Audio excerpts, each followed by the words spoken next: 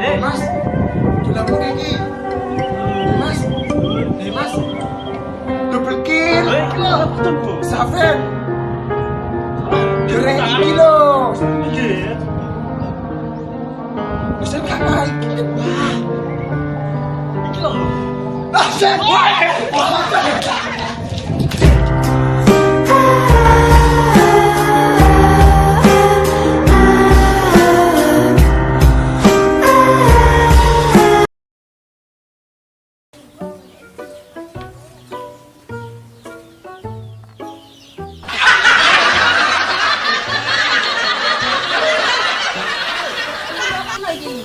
Iki tak isolasi. Lu orangnya enak nih jenenge isolasi. Lah piye nek? Iki tak isolasi ya. Iki isolasi. Isolasi ora isolasi. Ya piye? Isolasi. Isolasi ku yo dipenging lunga terus didepekne omah dhisik 14 hari. Ngono to yo. Wis dicoba.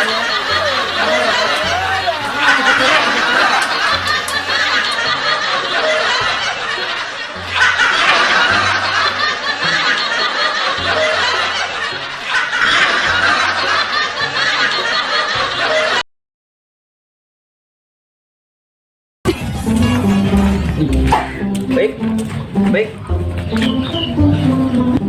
Toko ditinggal. Mam laku, waka. Terus miberai ah. You know I'm gonna get.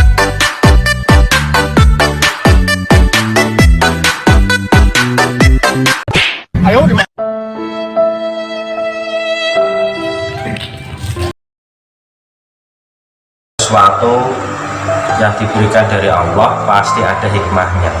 Salah satu hikmahnya yaitu kita bisa ke Allah dan lebih mendekatkan diri kepada Allah atas apa yang diberikan ini, karena semua ini hanya ujian dari Allah dan kita harus bisa agar tidak terjebak pada ini. Mak, jenengan kalian apa, Mak? Mak! Mak! Mak! Mak!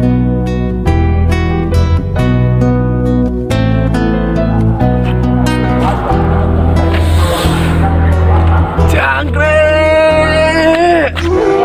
Makmu iki kan wis PDP. Makmu yo wis tuwa. Nek pamane makmu wis mati, kowe kirim donga yo.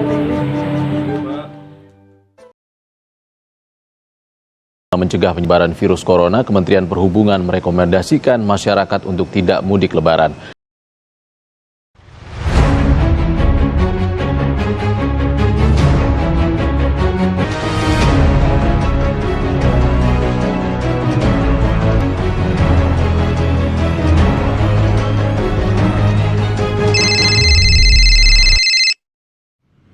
Kumpul.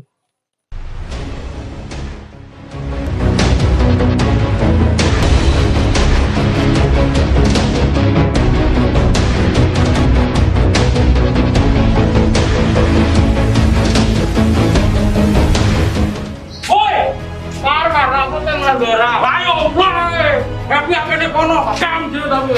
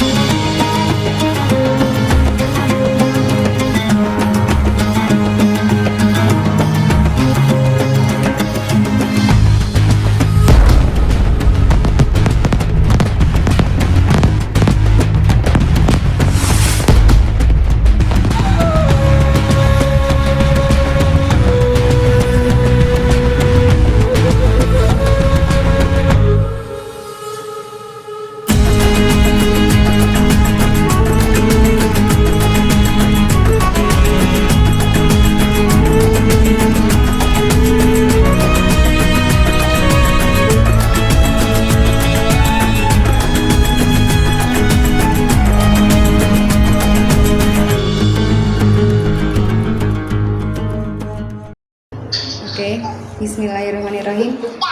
Assalamualaikum warahmatullahi wabarakatuh. Alhamdulillahirrabbilalamin. Wabihi nasta'in wa ala umurid dunya waddin. Wassalatu wassalamu ala asyrafil anbiya wal mursalin sayyidina wa maulana Muhammadin wa ala alihi wa sahbihi ajma'in, amma ba'du. Yang saya hormati Ketua PAC Ibnu PPNU dari Jaksa, yang saya hormati Mas Zaki dan Mbak Anis selaku narasumber pada talk show alumni hari ini. Yang saya hormati seluruh penonton yang menyempatkan waktunya dalam talk show alumni hari ini. Nah, sebelum kita lanjut, alangkah baiknya kita berkenalan dulu dengan narasumbernya. Tentunya kita belum kenal ya. Baik, saya akan mulai membacakan kurikulum vitae narasumber.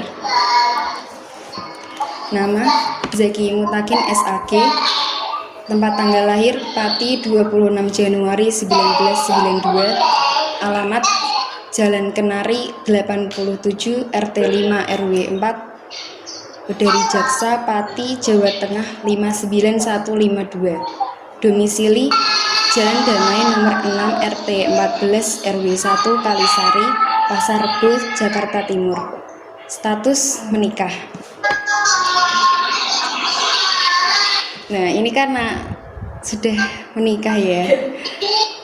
Mungkin bagi jombloers harus hati-hati karena udah punya istri.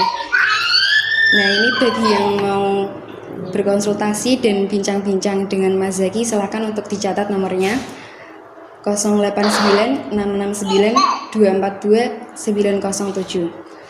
Email zakimutakin@gmail.com.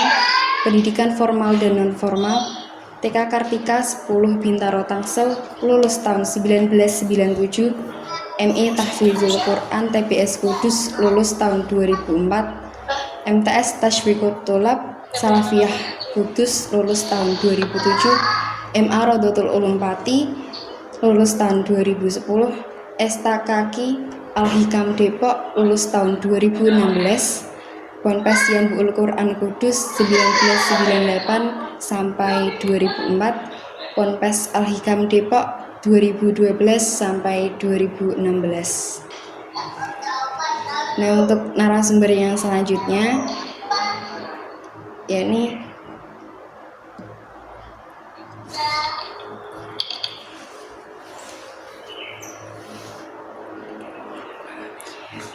mohon Mbak Anis untuk memperkenalkan dirinya karena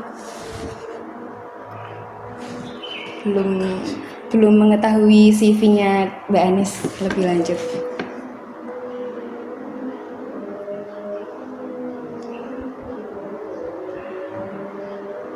Mohon maaf Mbak Anis, tidak kedengaran suaranya. Suaranya tidak kedengaran. Assalamualaikum warahmatullahi wabarakatuh. Waalaikumsalam. Waalaikumsalam warahmatullahi wabarakatuh. Selamat sore rekan dan rekanita PAC Ibnu PPNU dari Jaksa. Selamat sore. Nama saya Agus Fitria. Saya alumni Ibnu PPNU dari Jaksa tahun berapa ya? Tahun 2012 kayaknya ya, 2009 sampai 2011. 2009 sampai 2010. Saya alamatnya Desa Tlogo Harum, kecamatannya Medari Jaksa. Itu aja. Baik, terima kasih. Nah, sebelum kita lanjut, boleh nih Mas Zaki dan Mbak Anis kalau mau nyapa penonton khususnya di Widari Jaksa sebelum saya mulai talk show pada hari ini. Silahkan mulai dari Mas Zaki. Sini nggak kedengaran nih, apa suaranya?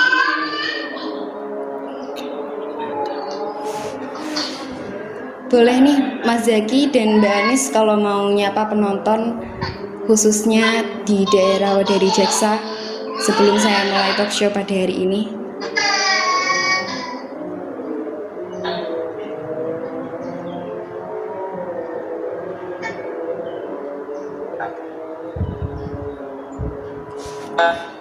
Udah disapa sama MC-nya. Iya, ini biar disapa sama narasumbernya dulu. Silakan mulai dari Mbak Anis atau Mas Zaki.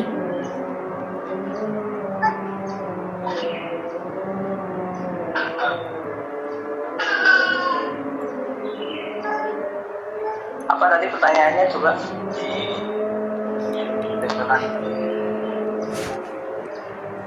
Menyapa penonton kita, Mas, khususnya di Wedari Jaksa.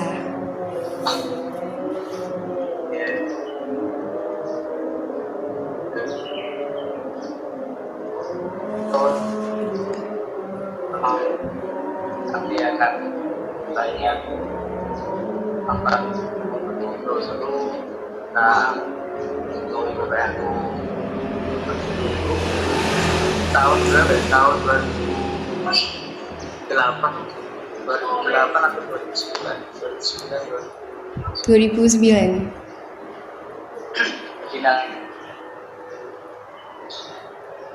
Tanya gimana sport yang sebelumnya mati suri dari kapan di 2000 dari 97 sampai 2000 kita 96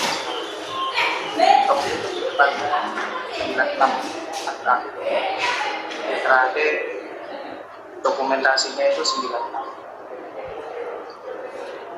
Nanti bisa tanya-tanya langsung atau japri mungkin ya. Langsung tanya di sini aja, Mas. Oh, langsung ya. Oke. Iya, baik. Sebelum saya mulai topik pembahasan talk show kali ini yang bertemakan Wedari Jaksa di tempo lalu. Nah, jadi setelah dulu PAC Ibnu PPNU dari Jaksa vakum yang lumayan lama, yang mungkin jejaknya sulit untuk dilacak. Namun ada beberapa pelajar, entah itu Mas Zaki atau Mbak Anis, mempunyai inisiatif membangkitkan PAC Wedari Jaksa kembali. Mungkin dari Mas Zaki atau Mbak Anis ingin bernostalgia sejenak tentang Wedari Jaksa di tempo dulu. Nah, pertanyaan saya, gimana berdirinya PAC Ibnu PPNU Wedari Jaksa kembali dan bagaimana perjuangan tersebut? Mohon dijelaskan mulai dari Mas Zaki. Oh iya. Terima kasih.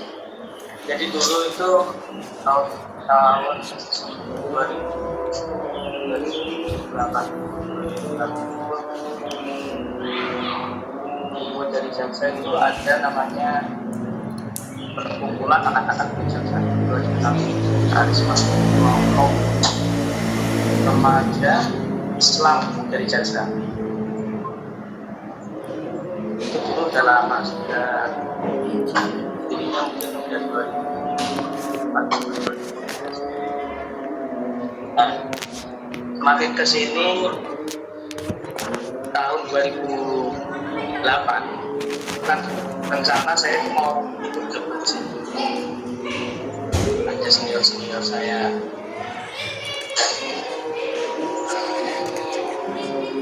Suaranya agak dikencengin, Mas. Mohon maaf, suaranya agak dikencengin, Mas. Ya, jadi dulu ada karisma itu, ada kelompok remaja Islam dari Jaksa. Senior itu sekarang kan jadi pembina ya. Jadi ceritanya itu saya mau masuk ke sini. Ternyata udah mati. 2008 itu udah mati. Ya, mau organisasi apa sih?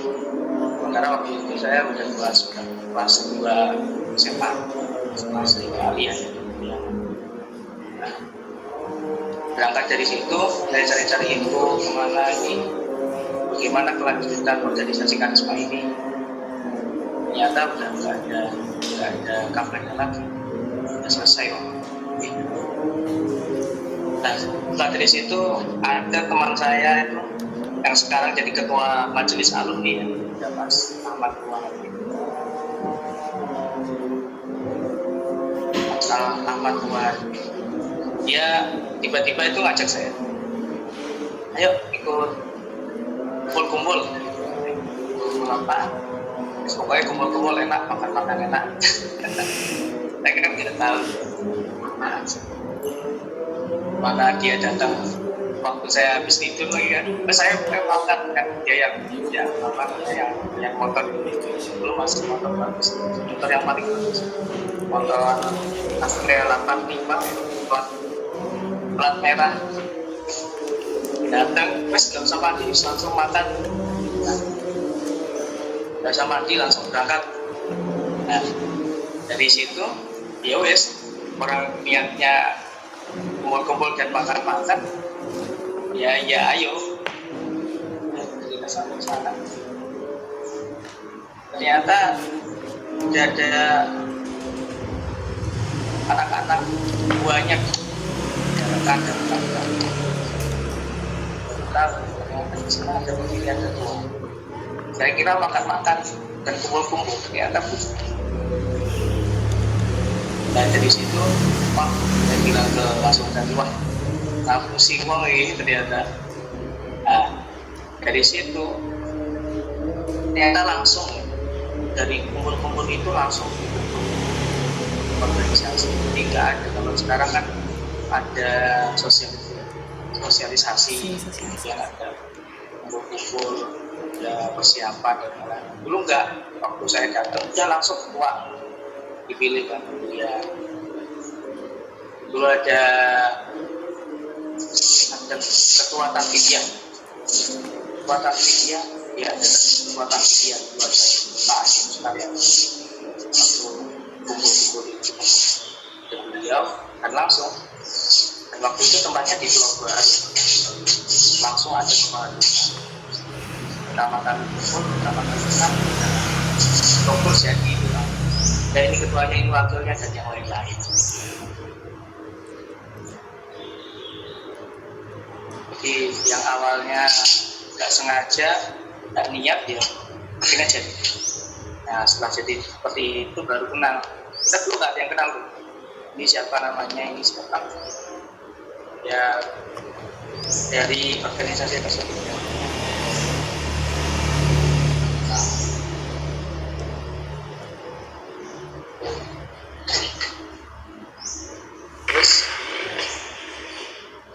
Nah itu akhirnya kan dari kumpul tadi itu karena nggak kenal akhirnya udah jadi, pengurusnya siapa, akhirnya kalau kok ini nggak ada apa-apa, nggak ada sosialisasi, nggak ada arahan, terus akan kayak ya wis, pokoknya organisasi ini bicaranya biasalah. Digalau kan, ayah juga galau, masuk juga sama. Iya lah, guru gue ini dan saling nyalain ya, gue ya gitu ya, malah jadi beban. Tapi karena galau itu ya kita berdua. Berarti harus jalan. Terus akhirnya kita cari-cari info, kita ketemu sama kiai-kiai, sama pengurus MBC, pengurus kantin, sama. Karena waktu itu kan langsung bentuknya bukan ranting, tapi anak cabang di kecamatan.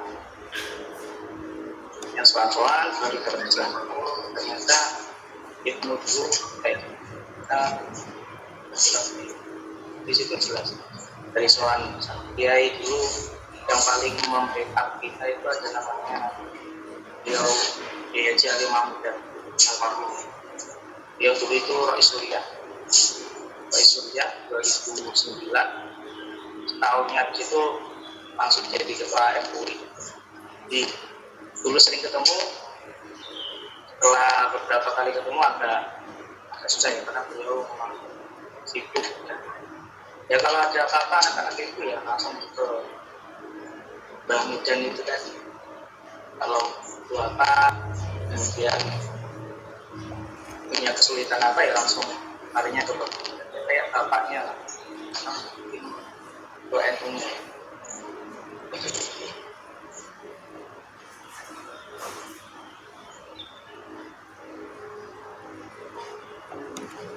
Ya mungkin bisa ditambahin. Oke, monggo untuk tambahannya Mbak Anis, gimana sih latar belakang berdirinya PACO dari Jaksa Kembali dan bagaimana perjuangan tersebut? Mohon dijelaskan Mbak Anis.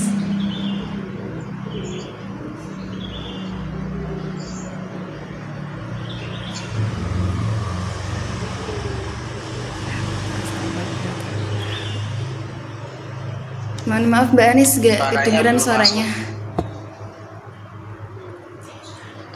Warahmatullahi wabarakatuh. Tes. Masuk enggak? Ya, sudah masuk Mbak. Kalau tes. Maaf. Kalau jam sore ini jam kredit bagi mama-mama ini. Jam Oh, kredit iya. mau masak macam-macam. Memang kayaknya sinyal susah. Tinggal pesan GoFood. Kayaknya sinyalnya elek ini. Ya, udah masuk. Oke. Apa ya kalau membahas tentang Ibnu IPPNU PACO dari Jaksa tempo lalu, ya tokohnya ada Pak Zaki itu yang sudah hadir hari ini dalam forum ini. Sebenarnya kalau sejarah ataupun perjalanan, kalau versi saya memang dulu itu teman-teman, kalau saya pribadi teman-teman dari ranting Logo Harum, sebenarnya kalau yang IPP itu memang dari ranting Logo Harum ingin membuat mendirikan IPPNU karena memang dulu lagi marak ber-IPP, terutama memang di kecamatan Trangkir, terus kita pengen kayak gitu. Jadi memang berawal dari teman-teman Logo Harum, saya dan teman-teman Logo Harum ingin mendirikan. Sebenarnya dulu nggak pengen anak cabang, tapi pengennya ranting saja karena ya sebagai ajang silaturahmi, karena sebenarnya cikal bakalnya di Logo Harum sudah ada irmas kan, irmasnya ikatan remaja masjidnya nggak jalan, sehingga kita pengen bikin IPPN, nggak berpikir sampai PAC. Nah, keinginan itu dulu disambut baik oleh namanya Rekanita Umi Latifah, dulu mantan ketua umum IPP Pati, dulu waktu itu kayaknya sekretaris atau wakil ketua kayaknya masih itu. Terus bikin aja, langsung bikin, kita secara otodidak. Acaranya di Balai Desa Logo Harum, di desa saya kebetulan kita memang nggak tahu, pokoknya angger melu, angger mangkat kayak gitu, angger mangkat dengan tujuan ya pengen memang memberikan organisasi yang berasaskan Nahdlatul Ulama dan tidak tidak hanya lingkupnya. Kalau dulu kan banyaknya teman-teman buyangan, kalau bahasanya kayak gitu, teman-teman Nahdlatul Ulum. Nah, kita pengennya dulu itu malah banyak teman-teman dari Thariqatul Ulum, dari Silahul Ulum itu pengen bareng-bareng dulu kayak gitu. Nah, berawal dari itu kebetulan kayaknya tahun 2009 kemudian pemilihan itu di Balai Desa Logo Harum. Nah, kebetulan saya dan Pak Zaki diamanahi sebagai ketua. Nah, bingung lah kita, masa baru teman-teman rekanita yang baru tiba-tiba langsung ketua, kemudian langsung cabang, padahal anak cabang, padahal saya sendiri mikirnya ini aja lah anak-anak ranting, dari bibitnya dari awal dulu Irmas ya, dari Irmas Masjid Baitur Rahman dulu. Tapi nggak apa-apa karena memang dulu teman-teman rekan kita memang kebetulan memang sangat support, teman-teman cabang sangat support, apalagi memang dari jaksa sudah lama vakum, sehingga kita semangat aja. Apalagi kita pada saat itu kelas 2, masih kelas 2 aliyah kan, 2 aliyah masih belum terlalu sibuk macam-macam. Akhirnya ya dipilih. Saya juga nggak kenal dulu siapa Pak Zaki, siapa Pak Ulwa, siapa ya nggak kenal. Yang dikenal ya karena meskipun kita sama-sama anak buyan tapi nggak kenal. Jadi sangat bagus sih menurut saya dulu awalnya, apalagi melihat perkembangan IPB BPNU sekarang. Nah, memang tantangan awal-awal sangat berat kita mulai dari konflik di NU yang kan sudah agak ramai kantor NU yang dulu nggak berpenghuni, yang katanya konflik dan lain sebagainya. Belum lagi bagaimana konflik bahasanya antara akhirnya yang kepilih anak-anak biangan kan, ketuanya Pak Zaki dari YPRU, saya juga YPRU, itu agak menimbulkan friksi, agak menimbulkan ya tuh akhirnya bolak-balik cah biangan, bahasanya seperti itu sering kan nggak di PPNU. Nah, tapi meskipun begitu kita mencoba untuk pelan-pelan berjalan dengan waktu yang singkat untuk mendirikan beberapa ranting-ranting dan beberapa anak cabang. Nah, berdirinya ini juga tidak ketinggalan dari tokoh-tokoh NU, meskipun memang tokoh-tokoh NU tidak secara kalau saya secara struktural NU MWJ-nya, tapi secara personalan kan dulu ada tadi Mas Zaki bilang ada Kiai Manakudan, ada Kiai Salim, terus Pak Sutaryati dan lain sebagainya. Saya melihat itu dalam ranah meskipun beliau merupakan tokoh NU, tapi lebih kepada personalitasnya. Mereka juga sangat suka, sangat senang pada saat itu melihat dari jaksa ada IPNU PPNU. Nah, ini yang menurut saya menjadi harus teman-teman pelajari atau teman-teman ingat sebagai rekan dan rekanita PACU dari jaksa, bahwa ternyata memang berIPNU di PPNU itu menjadikan landasan teman-teman anti radikalisme dan menjadi bekal untuk nanti entah kuliah, entah kerja, itu sangat menjadikan bekal. Saya sudah mengalami sendiri karena rata-rata teman-teman yang alumni IPNU PPNU itu tidak ada, saya belum menemukan sejarah, jarang sekali anak IPNU PPNU itu terjangkit paham radikalisme ketika di kampus ataupun setelah lulus SMA ataupun aliyah, seperti itu. Nanti mungkin bisa diskusi aja teman-teman.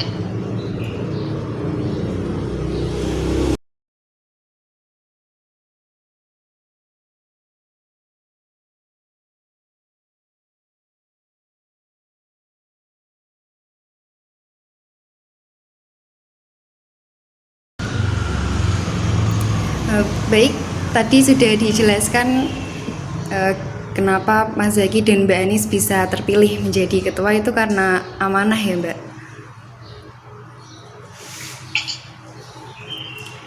Baik, selanjutnya, nah ngomong-ngomong soal dari jaksa di tempo lalu, tentunya di tempo lalu belum ada teknologi secanggih sekarang. Nah, gimana sih cara kita untuk berkomunikasi dengan rekan-rekan kita? Lalu apa solusinya?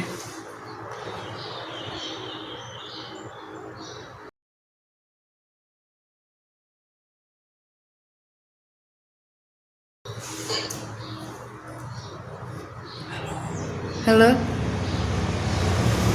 Ya. Halo. Silakan dijelaskan mulai dari Mbak Anis atau Mas Zaki. Ya. Mana dulunya ya? Mana dulu bisa jalan?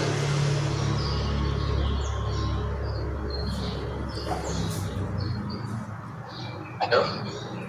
Halo? Ini lemah. Ya, gimana intinya pertanyaannya? Jadi gini, di zaman dahulu apakah sulit untuk komunikasi di tempo lalu? Lalu apa sih solusi dari komunikasi tersebut? Kan kita juga harus selalu berkomunikasi dengan rekan-rekan kita. Pilihannya memang kayaknya agak susah. Nah, itu yang jadi masalah.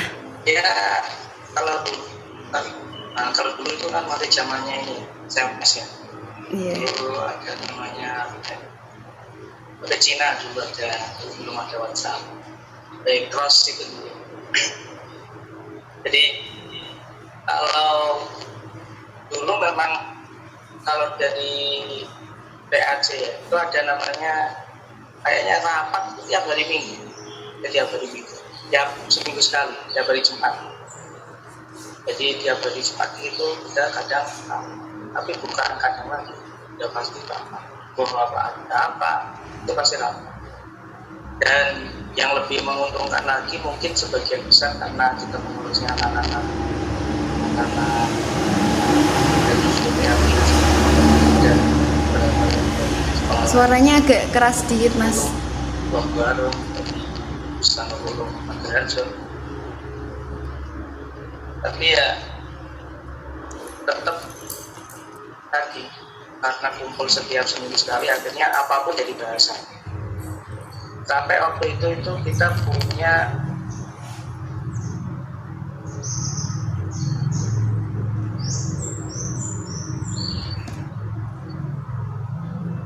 oke, lanjut. Ya udah. Lanjut, Mas Zaki. Tadi agak terputus sedikit. Ya, udah. Masuk.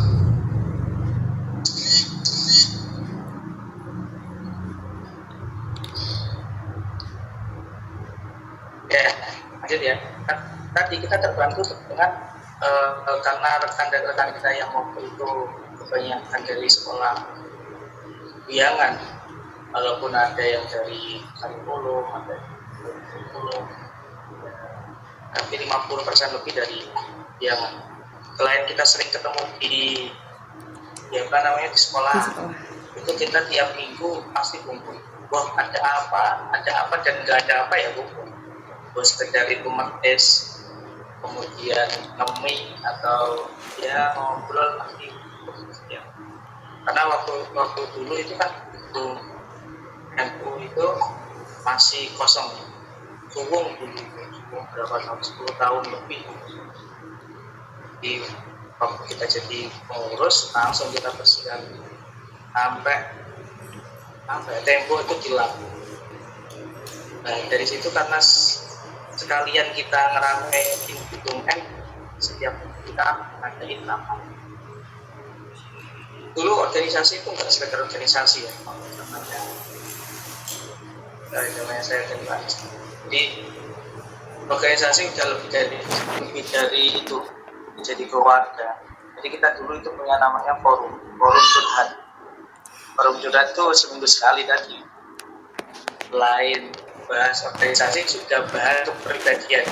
Tapi bukan majelis rasa-rasa intinya, tapi bahas semuanya, bahas apa yang kita rasakan, kemudian bagaimana langkahnya. Kan karena kita nggak tahu ya, langkah habis ini kita ngapain, itu apa, kemudian yang kita tanya itu nggak ada.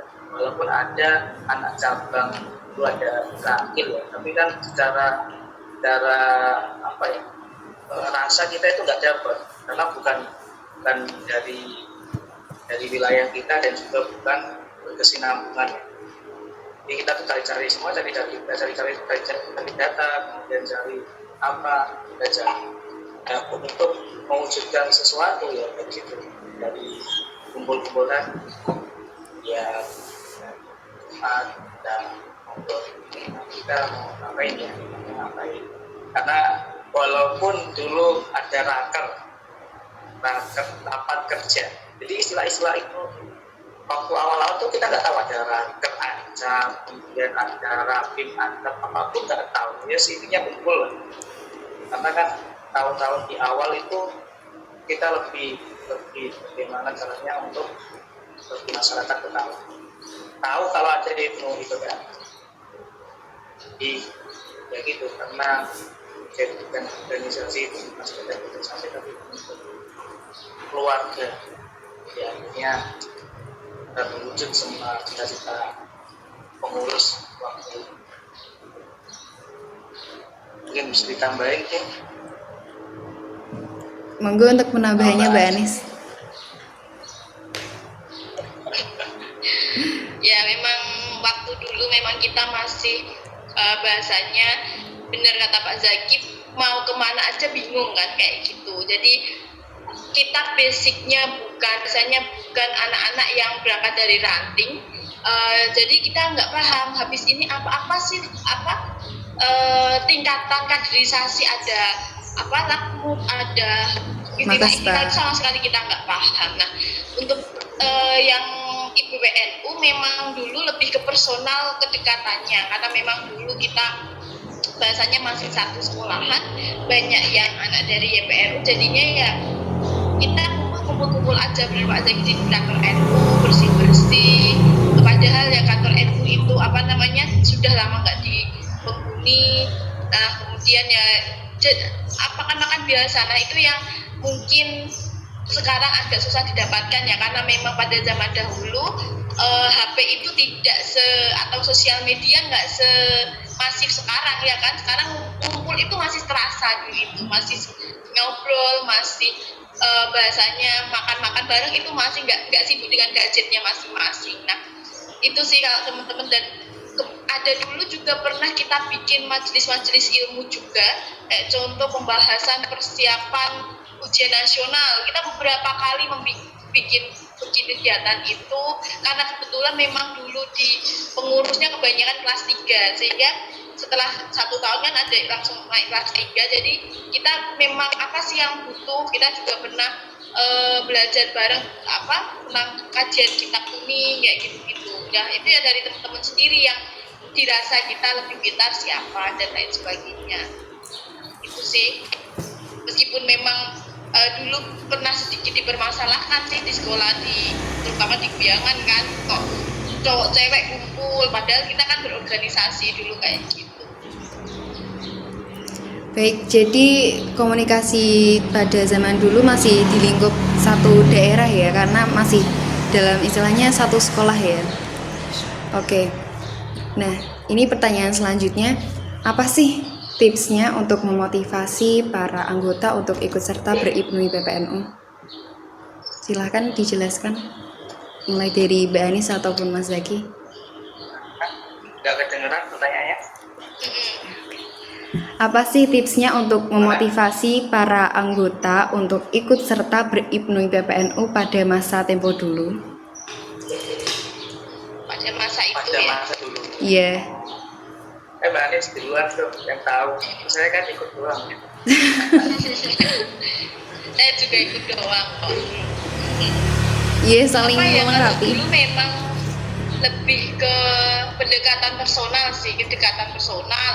1-2 orang ikut IPPNU, terus akhirnya ayo ikut. Nah, dan nyaman, dulu itu nyaman, maksudnya ikut IPPNU nambah temen, nambah kegiatan, karena dulu kita itu kan hampir monoton kan kegiatannya. Anak sekolah itu berangkat, kalau yang cewek itu kan berangkat siang, sore pulang. Nah, pagi itu kan banyak waktu terbuang. Nah, daripada itu kan kita bikin ikut IPPNU aja. Nah, apalagi kalau yang perempuan dulu kan ada arisan kayak begitu. Jadi memang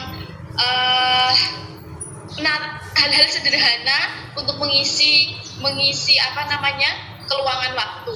Karena memang karena kita awal kita menyadari nggak mungkin kita menawarkan program kerja yang muluk-muluk, meskipun memang pada saat itu Pak Zaki bikin kegiatan banyak kan, ada tamasya, piknik dan lain sebagainya. Nah, itu salah satu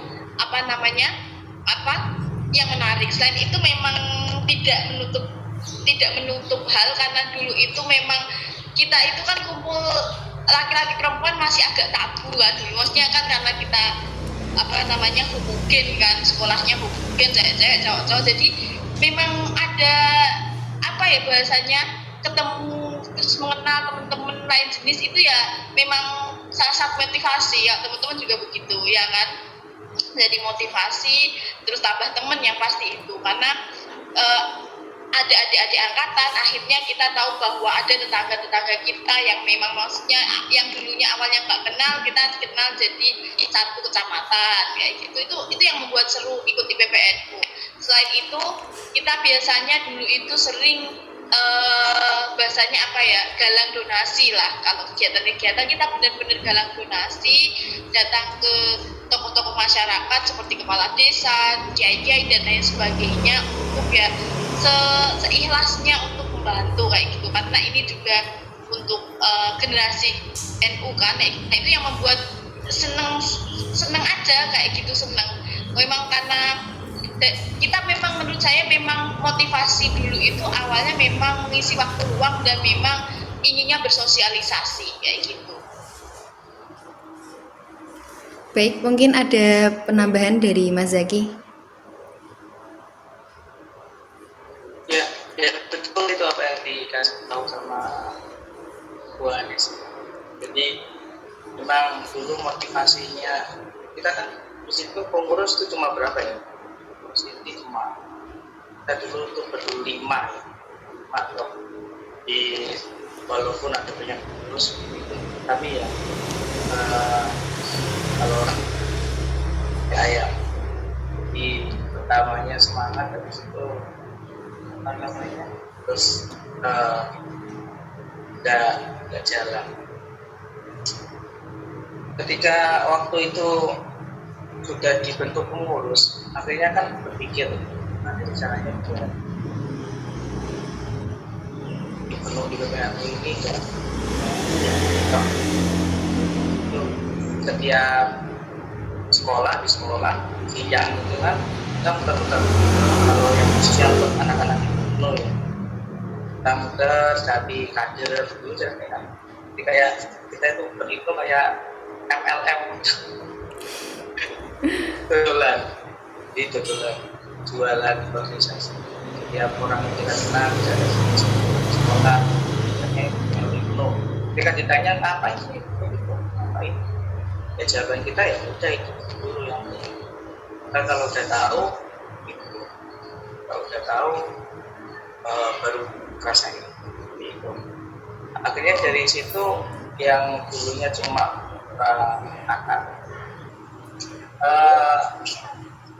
akhirnya setiap acara kita undang semuanya diundang mau itu kenal nggak kenal ya. Selain perebutan tadi lewat kayak saya itu kayak orang MLM ya itu setiap kegiatan kita itu kegiatan sebulan minimal sekali, kegiatan gede ya seminar atau apa itu setiap kita bikin itu kita itu ngundangnya banyak. Kita fotokopi setiap kegiatan setiap Suaranya dikeraskan Mas Zaki. banyak. Suaranya dikeraskan.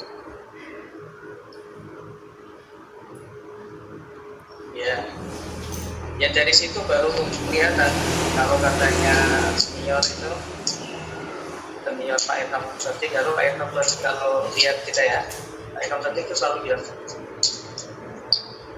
kader yang berkualitas itu ada kalau ada kuantitas. Jadi kalau ada kuantitas pasti nanti kelihatan kuantitas. Kenapa? Karena kalau ada orang banyak pasti nanti kelihatan. Tadi kegiatan yang kita adakan 1.000 orang kita undang. Terus dari situ dari 1.000 orang kan pasti ada 1, 2 atau 3 yang dia sama kita masuk di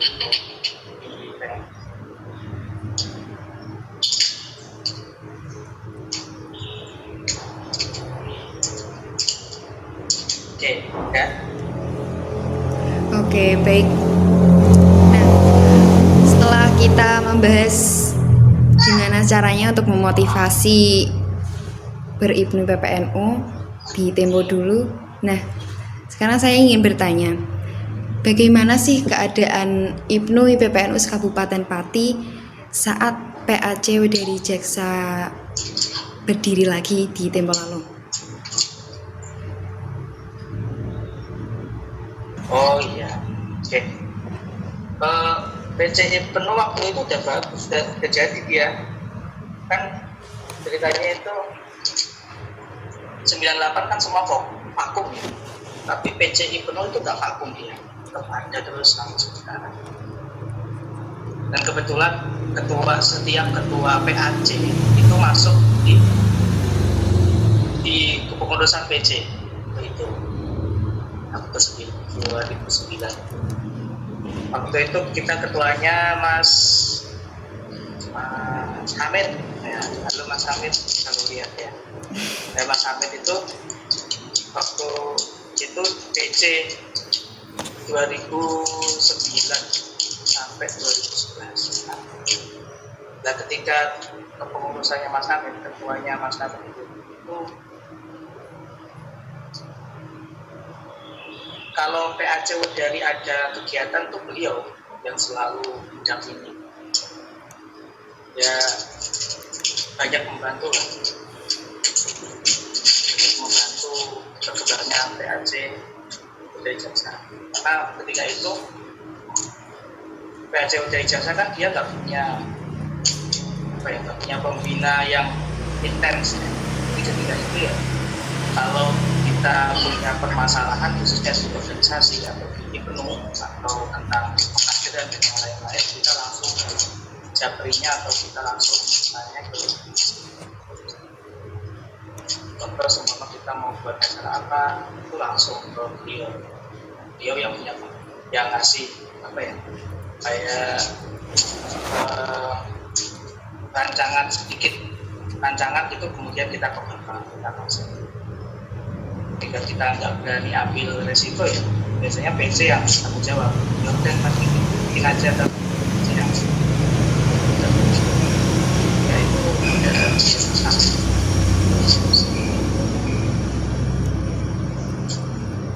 Nah, kalau itu kan keadaan PC saat dulu. Kalau Ibnu PPNU Sekabupaten Pati gimana?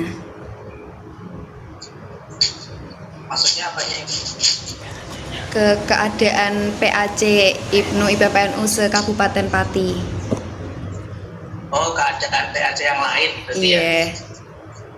Oh gitu. Iya, ya itu karena waktu itu kan yang PAC yang udah ada itu ya ada terakhir ada 21 kecamatan ya, itu ada PAC Terangkil yang paling kelihatan kan kalau di Pati itu dibagi 4, Kawedanan Tayu, Kawedanan Buana, Kawedanan Kayet, sama Kawedanan apa itu di atas Pulau Baru. Kalau sekarang 5, Mas. 5 ya? Iya, sekarang 5. Ya, Pati Kota satunya ya. Iya. Ya, yang paling terkenal waktu itu Terangkil itu paling terkenal kan dulu itu ketua kalau nggak dari kidul ya dari lor, kalau nggak dari selatan ya dari utara biasanya kan. Yang paling terkenal itu dulu ada PAC Terangkil sama PAC Sukoli, PAC Kayet. Terus kalau yang utara itu ada PAC Margoyoso. Cuma itu sih aslinya. Dan Margoyoso pun bukan PAC Margoyoso, Partai Kajen. Nah, PAC yang lain gak ada yang hidup, cuma itu doang. Karena waktu itu kebetulan 2009 saya ikut di urusan PAC yang itu cuma ada 4, kemudian komisariat cuma ada 1. Iya, lebih mengenaskan mungkin. Ada PAC dari jasa yang vakum. Kalau vakum kan kelihatan, ya sekarang di vakum gak ada apa-apa. Tapi kalau dulu PC itu nggak mengerti, nggak hidup di tengah-tengah. Ya, yang kelihatan PC-nya seperti PAC yang lain. Baik, mungkin ada penambahan dari Mbak Anis.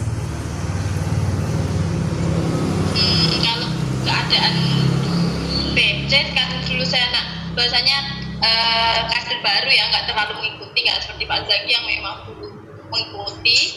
Kalau dulu memang kita pas awal-awal itu ketua PPC Mbak Fitri, kayaknya Mbak Fitri yang orang Tayu. Jadi memang agak jauh. Mbak Fitri juga saat itu kayaknya sibuk, agak sifatnya tinggi sehingga kita apa-apa itu ya tadi sama Mbak Umi. Mbak Umi ini sekretaris dulu, wakil ketua sebetulnya Pak.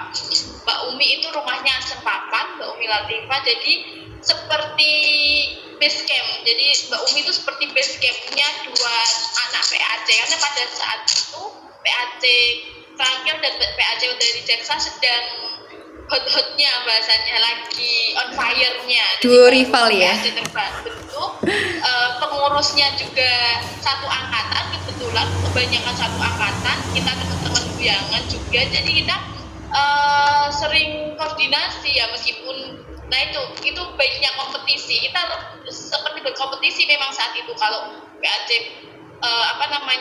PAC terakhir bikin ini, dari Jaksa bikin, PAC terakhir juga nggak mau kalah. Nah, tapi itu kan namanya itu viral ya teman-teman. Jadi nggak pada saat itu memang kayak gitu. Nah, kita sering berkumpul yang teman-teman BPH ya, biasanya BPH PAC dari Jaksa dan terakhir kita ketemu di Mbak Umi itu di rekannya Kak Umi itu Umi Latifah. Jadi memang sudah seperti rumah kedua kita. Jadi memang ngumpul macam-macam, kita bikin mau kegiatan apa, mau bagaimana cara kaderisasi dan lain sebagainya. Karena memang pada saat ini PPNU-nya tidak se on fire yang IPNU. Saya lihat kalau di IPNU ada Mas Hamid yang semangat meskipun dari Sukolilo kemana-mana, tapi Mbak Fitri kayaknya pada saat itu memang agak mungkin agak sibuk. Jadi memang kita bahasanya teman curhatnya di PC itu Mbak Umi Latifah, dan beliau memang sangat mengayomi apa-apa diajari dari awal, dari tata tertib persuratan, dari bagaimana membuat jenjang kaderisasi dan lain sebagainya kayak gitu. Jadi memang menurut saya teman-teman PAC sekarang jauh sudah lebih bagus kan daripada dulu kita yang memang orang sedikit dan mau jalan aja bingung mau kemana. Nah kalau sekarang kan sudah jelas kadernya bagus-bagus, potensinya banyak. Itu yang teman-teman PAC IPNI PPNU yang sekarang punya keren, sudah bisa zoom, bisa ngedit video, itu kan berarti sudah punya potensi banyak. Buru-buru kita aja dulu punya HP-nya masih jadul semua.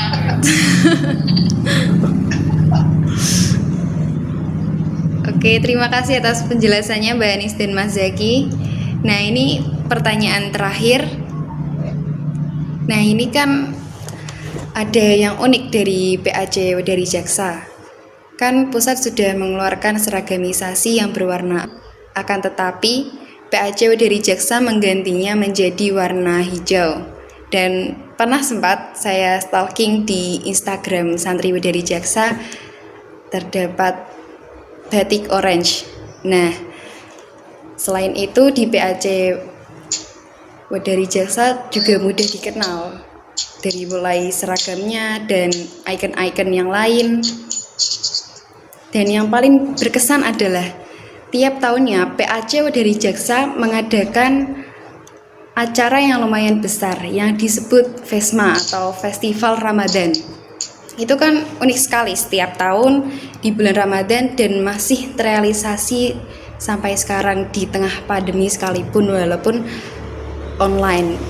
Dan alhamdulillah sangat meriah dan beberapa ranting juga sangat berantusias. Nah, entah itu dari Mbak Anis ataupun Mas Zaki bisa dijelaskan bagaimana bisa PDH itu bagaimana bisa PDH itu dibuat batik orange yang berubah menjadi PDH dan bagaimana asal mulanya FESMA yang terjadi berkali-kali setiap tahunnya bahkan sampai sekarang di tengah pandemi sekalipun. Kalau festival Ramadan memang yang gagas Pak Zaki ya, itu nanti bisa dijelaskan, tapi memang salah satu khas dari PAC dari Jaksa memang festival Ramadan yang sampai sekarang istiqomah, dan yang paling menurut saya keren dari teman-teman sampai sekarang adalah dari dulu kita itu pasti berani bahasanya hubungan, berani bantingan. Jadi dari dulu kalau apa-apa kita itu bantingan. Nah, ketika kita memang bikin proposal minta ke tokoh masyarakat, nah kalau kita nggak dapat sedikit, nah kita nggak segan untuk bantingan, dan sepunyanya kalau memang nggak punya uang ya kita bikin kota atau kamu bisa apa. Dulu malah jarang uang, kita bisa kamu buah apa ini nanti sebisanya. Jadi teman-teman karena memang ini organisasi masih pelajar, itu sudah sangat bagus menurut saya. Dan memang FESMA ini tahun ini karena online ya teman-teman ya, nah tidak apa-apa karena memang kondisinya seperti ini. Dan satu lagi menurut saya yang menjadi kekhasan PAC dari jaksa adalah di segi teman-teman dulu kita bikin buletin bambu runcing seadanya, itu hanya bermodal fotokopi, dan itu memang awalnya dulu embrionya dari buletin PKBM ya, hanya PKBM Karisma. Jadi dulu angkatannya Mbak Ana, Mas Habib, Mas Zulfa itu memang dulu bikin buletin anak-anak PKBM itu perpus yang di mana itu perpustakaan. Jadi kita minta tolong. Jadi sebenarnya kan agak aneh kan, mereka yang sudah punya jantungan di sana kita tarik, justru malah kita tarik, dan mereka lebih senior, pastinya lebih senior dari kita. Nah teman-teman, karena sekarang era sudah berubah, menurut saya ya teman-teman justru lebih kreatif lah, bikin vlog, bikin YouTube, bikin konten kreatif di Instagram itu memang lebih bagus, karena memang zaman sudah berubah. Harus kita bikin buletin yang cetak, karena cetak sudah mulai ditinggalkan kan. Nah mungkin teman-teman dibanyakin infografis, campaign di Instagram dan lain sebagainya. Tapi saya melihat PAC IPPN dari jaksa sudah keren, sudah dengan tingkatan pelajar itu sudah sangat keren sekali di dunia media dan cybernya. Pak Zaki untuk Vesma mungkin lebih paham karena penggagasnya Pak Zaki. Ya.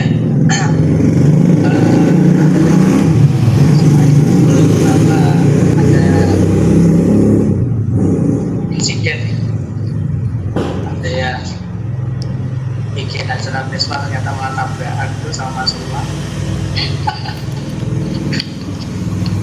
Jadi dari tabrakan tersebut ternyata berkah sampai sekarang. Ya, dari yang pertama mengadakan Vespa itu karena inspirasi dari gimana sih caranya biar nanti kalau kita udah jadi alumni itu masih ada kegiatan yang mana kegiatan itu dilakukan oleh alumni itu sendiri. Jadi akhirnya ketika ada Vespa yang pertama itu jam malam itu hitungan ya, kita ngajakin senior tadi yang dalam jadi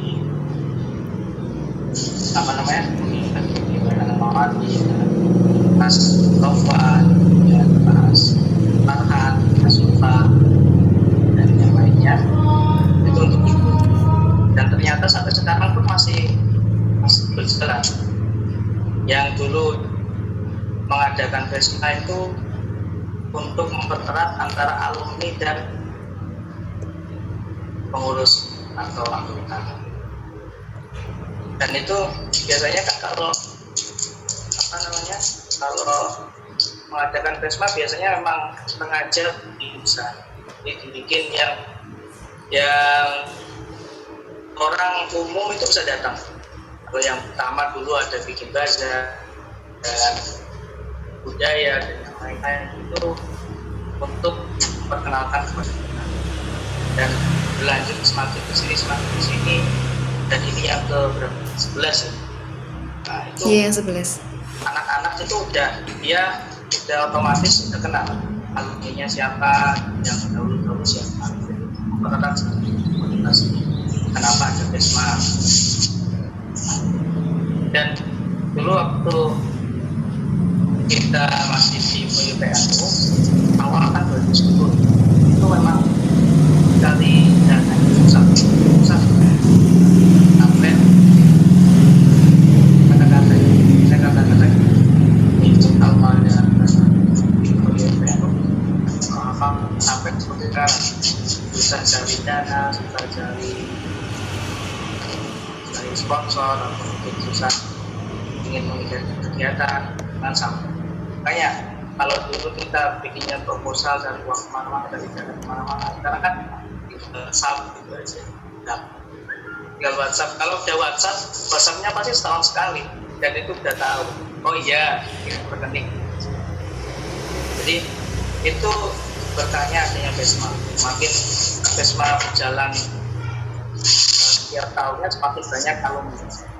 Kan otomatis ketika dia keluar dari atau selesai di masa ibadah PAJ, pasti dia masuk ke majelis alumni. Majelis alumni itu dulunya kita nggak tahu kok ada majelis alumni. Kita itu pengen alumni, tapi ternyata setelah saya searching kan saya jaga warnet, jadi sorenya jaga warnet. Jadi kalau ada apa-apa lihat di internet. Ternyata alumni itu sudah punya alumni, sudah punya majelis alumni presidium. Sampai sekarang masih Pak Ilmi Muhammadiyah, ketua inspektorat menang, namanya Pak Ilmi Muhammadiyah, ketua Nahdlatul Ulama, ketua Ikatan Belajar Nabi. Nah, kemudian saya tanya kepada, dulu ada pembina saya tanya ke saya Pak, itu punya alumni izin? Ternyata nggak ada juga, walaupun ada secara omongan ini semuanya tahu. Majelis alumni ketua itu pertama kali. Kemudian, wah, kita nggak ada komandonya ya, dari atas, dari pusat ke provinsi ke cabang kanan cabang. Terus kita bikin majelis alumni mati. Majelis alumni itu biasanya rumah. Ini ya nggak ada yang punya majelis alumni kecuali Pak, kecuali dari jaksa. Nah itu, jadi orang-orang itu biasanya kalau anak-anak PAJ yang lain, yang kecamatan lain kan biasanya lihat kok dari alumni ini masih alumni itu kelihatan. Sampai sekarang kelihatan masih jalan majelis alumni, tapi kita punya ketua alumni ya, udah masih ketua. Dulu itu dibikinnya niat banget bikin majelis alumni dulu di mana? Di Pulau Panjang, Semarang, tapi ke pulau harus bikin majelis alumni. Enggak keren. Tapi sekarang lebih keren sih. Terusnya nggak ke pulau, mungkin ke Milan atau ke Paris. Jadi berjalan dari situ, akhirnya bikin majelis alumni dan Besmanya selalu jalan. Malah kadang kalau saya dan Mas Uwa itu kadang berpikir gini, ya awak di Unesco saya ngurusi itu. Kan sekarang Uwa masih udah ke pusat ya, dulu masih di C, kemudian di PW, terus ke pusat. Tapi kalau anak-anak itu nggak ada kegiatan itu malah alumni yang itu, yang apa ya, khawatir bisa urip orang, bisa urip orang. Masih. Sampai saya bilang ke Mas Ulma, dari awak dewi ini pegang sudah terus lah orang kegiatan yang lain. Ternyata saya ada majelis alumni dan festival Ramadan ya, seperti itu. Sampai sekarang masih jalan dan sekarang saya kira banyak banget. Akhirnya udah banyak kali semakin kreatif, semakin positif. Malah saya sendiri bisa begitu. Sekarang. Dan nanti yang menarik lagi, di festival Ramadan yang ke-7 8 2007 itu ada beberapa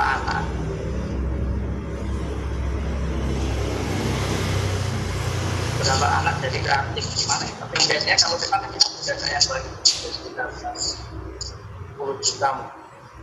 Itu ada beberapa anak yang dia tiba-tiba itu bilang ke panitia bilang, Mas ini nyumbang buat acara Vesma. Terus saya tanya ke anak, ini kok duit akhir sekondi?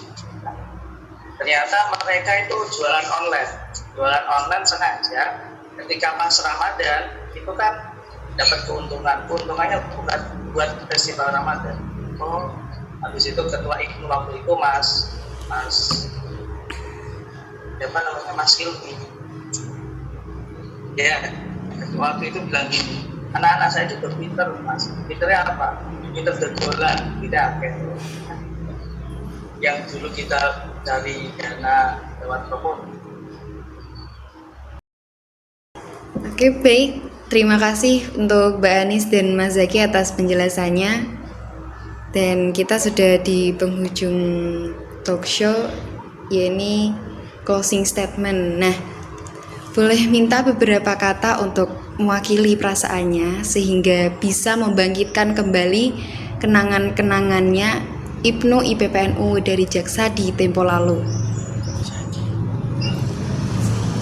Silakan untuk Mas Zaki. Ya. Itu yang kata terakhir ya itu tadi ya.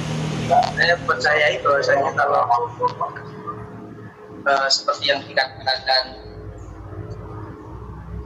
Mbak Bisri, sekarang siapa yang mengikuti IPPNU pasti dia akan mendapatkan berkah, pasti dia akan sebenarnya sama seperti yang saya percayai juga sama seperti itu.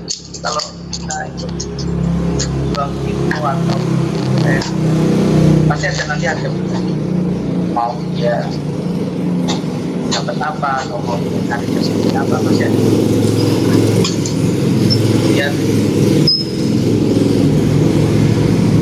Kemudian saran saya ya jadikan Ibnu IPPNU untuk keluarga dan organisasi.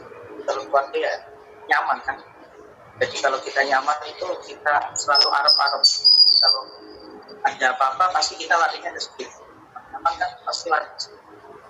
Jadi kalau kita punya masalah pasti kapan ngumpul lagi ya pengen ngobrol. Jadikan organisasi Ibnu IPPNU jadi keluarga.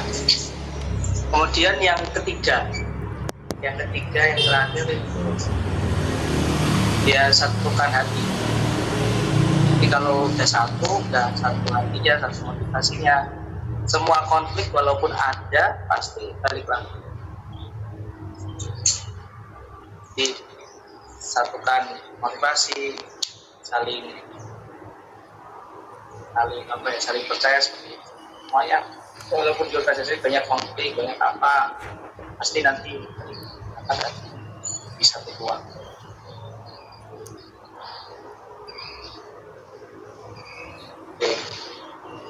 Sahabat Mas Zaki.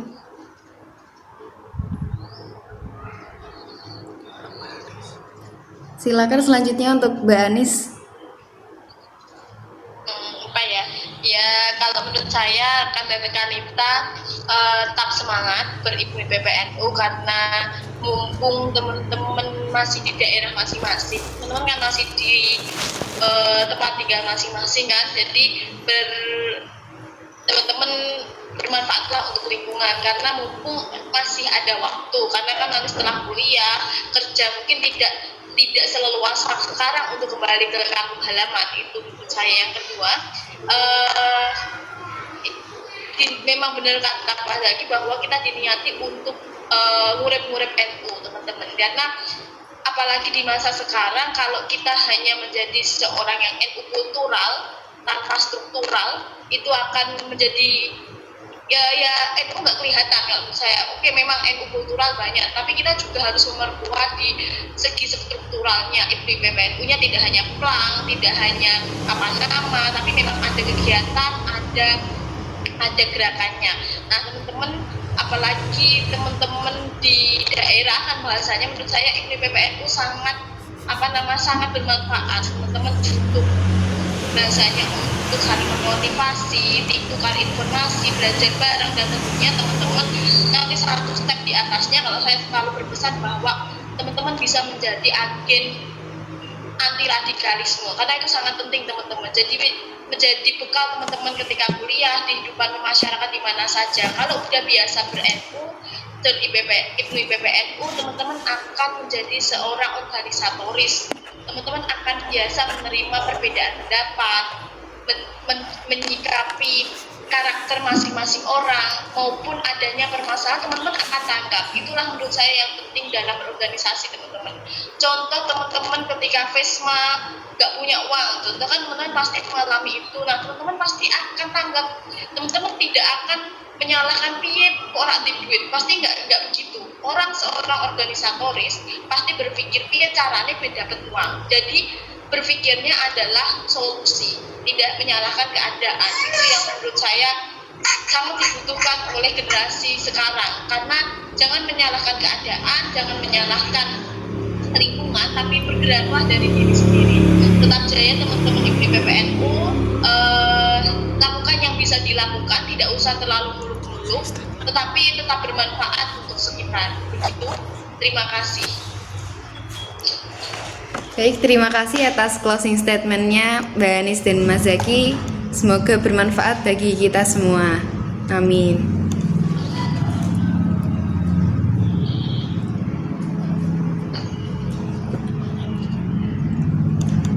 Nah, jangan lupa untuk rekan-rekan kita semangat 3B. Belajar, berjuang, bertakwa. Sekian dari saya, apabila ada tutur kata yang salah mohon dimaafkan. Wallahul muwaffiq ila aqwamit thoriq. Wassalamualaikum warahmatullahi wabarakatuh. Waalaikumsalam. Waalaikumsalam.